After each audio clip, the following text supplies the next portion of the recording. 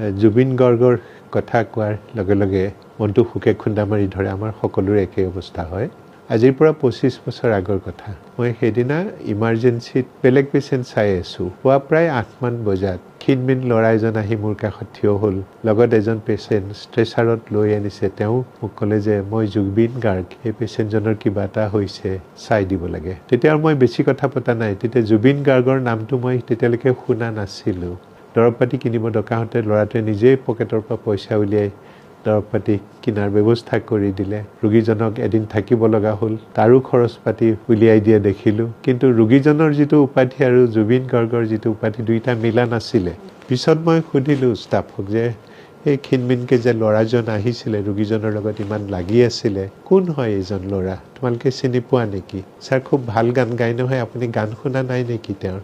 তাৰ কিছুদিন পিছত তেওঁৰ গান কেইটামান মই যেতিয়া বজাই চালোঁ কেছেটত, চাই পেলাই দেখিলোঁ যে he has a god gifted voice. যোৱা 75 বছৰত বিভিন্ন ধৰণৰ গীত শুনিছোঁ, বিভিন্ন ধৰণৰ। কিন্তু জুবিনৰ কণ্ঠত যিবিলাক ভক্তিমূলক গীত, তাৰ যেন পৰিৱেশটোৱে সম্পূৰ্ণ বেলেগ হৈ যায়। এইবিলাক হ'ল বিৰল প্ৰতিভা। These are God gifted genius, no' doubt about it. কিন্তু তেওঁৰ যিখিনি অৱস্থাত বা যেনেধৰণে আমি অকালতে তেওঁক হেৰুৱালোঁ, মই ভাবিলোঁ যে তাৰ কাৰণে গোটেই সমাজ ব্যৱস্থাটোৱে দায়ী।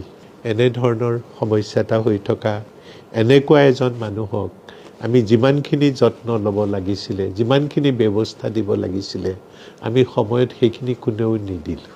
যাৰ কাৰণে আমি তেওঁক অকালতে হেৰুৱালোঁ। গতিকে চিকিৎসক হিচাপে মই এই কথা, যি হৈ গ'ল, যি হেৰুৱালোঁ, আমি তেওঁক আৰু ঘূৰাই আনিব নোৱাৰোঁ। কিন্তু আৰু যাতে ভৱিষ্যতে কাৰো নহয়, তাৰ কাৰণে যাতে আমি জনতাৰ মাজত, ৰাইজৰ মাজত, আমি চৰকাৰৰ ওচৰত যাতে এই সচেতনতাটো সৃষ্টি কৰিব পাৰোঁ, মই সেইটোৱেই সকলোৰে ওচৰত আহ্বান কৰিলোঁ।